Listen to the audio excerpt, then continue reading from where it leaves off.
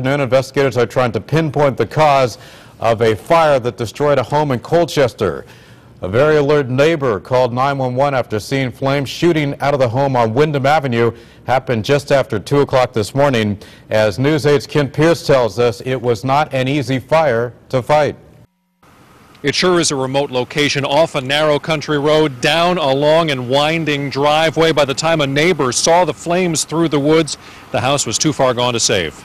Fire crews from 6 different companies rushed to 360 Wyndham Avenue, but the first ones on the scene knew there was little they could do to save the house. So the whole back of the house and the side were fully involved. So it was strictly an exterior fire attack. It was not safe to go inside.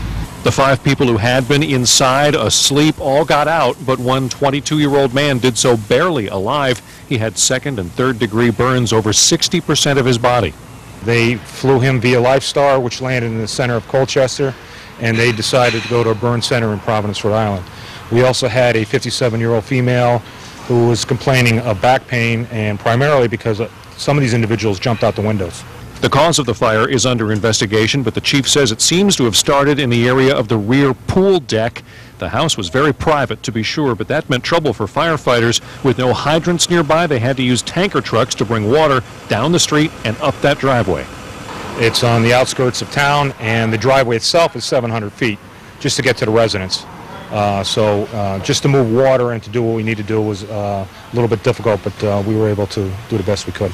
The house is so far back in the woods, most neighbors didn't even know there was a fire until the fire truck showed up, and they don't know much about what goes on back there. The state police and local fire marshals continue to investigate. On the scene in Colchester, I'm Kent Pierce, News 8.